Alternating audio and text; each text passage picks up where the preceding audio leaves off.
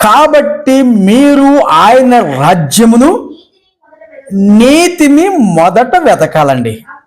ఏంటంటే ఏం వెతకాలంట? నీతిని వెతకాలి, అన్యాయాన్ని కాదు. మొట్టమొదటి ఏం చేయాలి? ఆయన రాజ్యమును నీతిని వెతకాలి. వెతికితే ఏంటి లాభం? ఏంటి అంటే ఆగండి. నీతిని వెతకాలంటే ఇప్పుడు మనం దారంటే వెళ్ళిపోతున్నాం. నిన్న పాస్టర్ గారికి అంటే సెల్ ఫోన్ దొరికిందంట.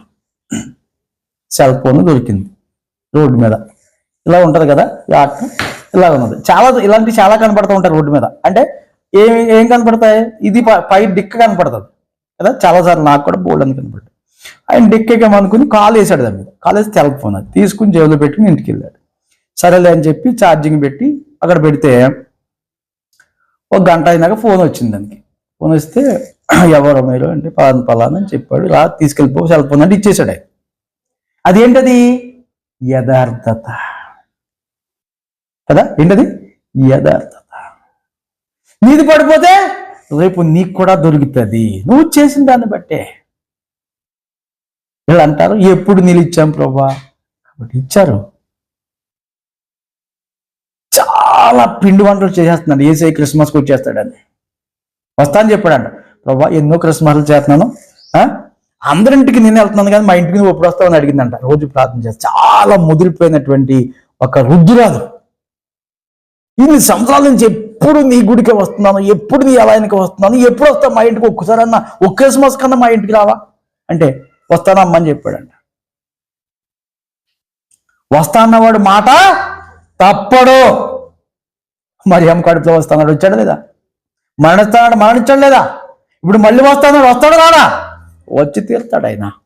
ఈ అమ్మకి మాట ఇచ్చాడంట వస్తా. సరే అని ఇల్లు ఒళ్ళు అన్ని శుభ్రం చేసింది, హఠాసంగా చేసింది, సూపర్గా చేసింది, మంచి అన్ని చేసింది. పిండి వంటలు చేసి ఎప్పుడు వస్తాడని అన్ని కూడా ఏం చేసింది? ఎదురుగా పెట్టింది. ఒక ఆమె వచ్చిందంట, చింపురు గుడ్డలు వేసుకుని, అమ్మా ఆకలి అందంట. నీ ఏసై కోసం చదివి పెట్టేది మొట్టమొదటిగా నీకు ఎట్టాలా, తర్వాత రా అందంట. మళ్ళీ ఇంకొక ఆయన వచ్చాడంట, అమ్మా దాహం వేస్తుందమ్మా, కొంచెం నీళ్ళు అమ్మ. అభిప్రాయం తర్వాత రా, నేను ఏసై కోసం చాలా వేస్తున్నాను. ఇంకొక ఆయన వచ్చాడంట, అమ్మ ఆమె క్రిస్మస్కి ఏదో ఒకటి చేస్తూ బట్టలు కొనడం ఏదో చేసిందంట. ఈసారి మా ఏసైకి పెట్టినాగా పెడుతుంది, బట్టలు కూడా ఉన్నాయి. బట్టలు తీసింది, అన్ని తీసింది, అందరూ ఎప్పుడులా చేస్తుంది. బట్టలు కూడా కొన్నది. వచ్చి అమ్మా ఎప్పుడు బట్టలు ఇస్తావు కదా, మరి ఈ సంవత్సరం ఇస్తున్నావా అంటే, లేదు మా ఏసై వచ్చాక ఇస్తావా, ఇప్పుడు ఫస్ట్ కూడా ఆయనకి ఇట్టాలి నేను, తర్వాత మిగిలిన వాళ్ళని వాళ్ళకి వస్తుంది. ముగ్గురు వచ్చి వెళ్ళిపోయారు.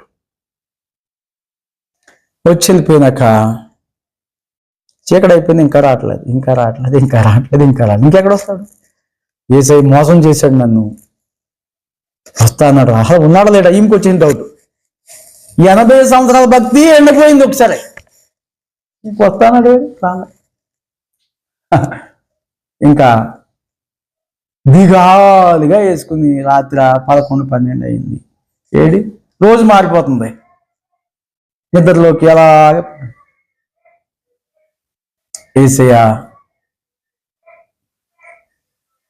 అమ్మా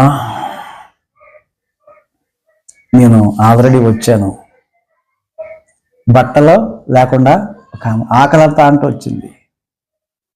ఆడక పెడితే నువ్వు లేదు తర్వాత అని చెప్పావు. నేను వచ్చిన 3 సార్లు వచ్చాను నీ దగ్గరికి, ఒక్కసారి కూడా నువ్వు గమనించలేకపోయావు. వాళ్ళకి పెడితే నాకు పెట్టినట్టే. దయగల వారి ఎడల ఆయన దయ చూపువాడు. ఇంకేమన్నాడు ఆయన? యథార్థవంతులు ఎడల యథార్థంగా చేస్తాడు. మనము ఎవరికి పెడుతున్నాం? ఆ ప్రసంగం ఉన్నది, చాలా మంచిగా ఉన్నది. ఇది ఆయన అంటాడు, నేను ఆకలిగా ఉండి నాకు ఆహారం పెట్టిదిరా ఉన్నది ప్రసంగం.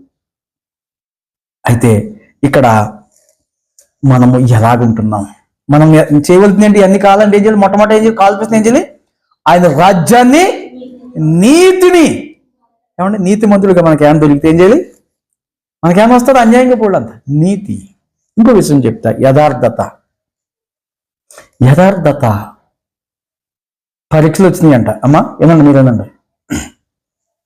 పరీక్షలు వస్తే ఇద్దరు వ్యక్తులు ప్రార్థన చేస్తున్నారంట. పరీక్షకి ఇంకా 2 గంటల టైం ఉంది. ఎన్ని గంటల టైం ఉంది? 2 గంటల టైం ఉంది. ఒక ఆయన దేవుని సన్నిధిలో మోకరించి, ప్రభువా అయినా నాకు మంచి మార్కులు రావాలి, ఫస్ట్ క్లాస్ రావాలి అని ఏడ్చి ప్రార్థన చేస్తూ ఉన్నాడు.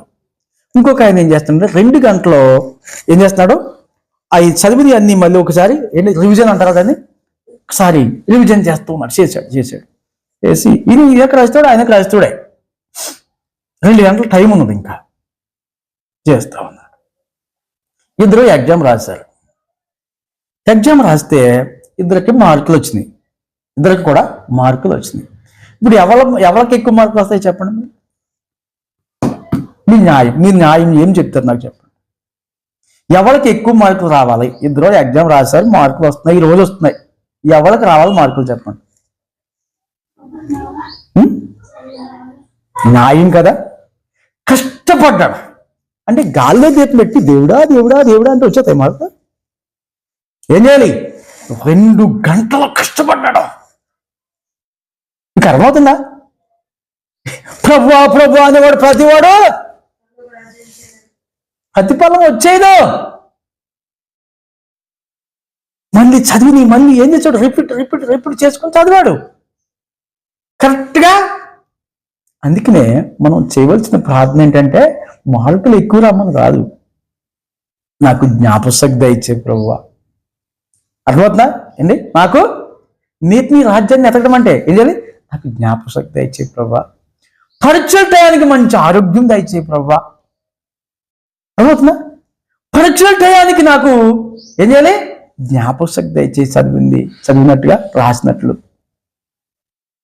మార్కుల తర్వాత ముందు పునాది ఏం చేయాలి కదా? మంచి ఆరోగ్యం ఉంటేనే కదా. ఏమి లేకుండా ఏం రాస్తావు? ఆరోగ్యం లేకుండా ముక్కు తెలిసి ఉండే కదా ఏది ఉంటుందా? స్ట్రెంత్ కావాలి, నిలబడాలి కదా. తర్వాత చదివింది దయచేసి జ్ఞాపశక్తి దయచేసి తండ్రి. ఇంకేంటి? బలం కావాలా? 3 నాకు అనుగ్రహించు, నీ దయ కూడా నాకు దయచేయని ప్రార్థన చేసి ఏం చేస్తాడు ఆయన? ఇది న్యాయమా? నాకు మార్కులు ఇచ్చే ప్రభా. ఏంటి అబ్బరకదబ్బర ఏమన్నా? కష్టపడ్డవాడు ఫలితం పొందుతాడు. నీ చేతికి వచ్చిన పని శక్తి వంచన లేకుండా చేయాలి. అది చేయండి. కష్టపడ్డవాడు ఫలితం పొందుతాడు. ఇది పెన్నకు ప్రార్థన చేస్తే పాస్ అయిపోవడం కాదు. ఇది ఇలాగనే అన్యుల్లో లోకువైపోతున్నారు పాస్టర్లు అందరూ. యూట్యూబ్లో దరిద్రం అంతా పాస్టర్లు దరిద్రంగా తిడుతున్నారు. పెన్నకు ప్రార్థన చేసేవాడు, అంటుపండు ప్రార్థన చేసేవాడు ఒకడు. రైట్, కరెక్టే, కాదంటలేదు. నమ్మకం కానీ నీ పని పవిత్రంగా ఉండాలి. ఎదుటివాడు చూస్తే దయగలగా ఉండాలి.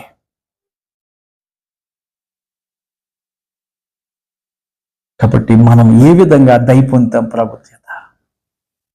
ఏ విధంగా ప్రభు చేత యథార్థవంతులు అనిపించుకుంటాం? యథార్థవంతులు ఏడలా ఆయన ఏం చేస్తాడంట? యథార్థంగా ప్రవర్తిస్తాడు. అంతే కదమ్మా. చదివిన వాళ్ళేనా? శ్రమ కదా. రాత్రి చదివాడు బాగానే ఉంది, సంవత్సరం అంతా చదివాడు బాగానే ఉంది.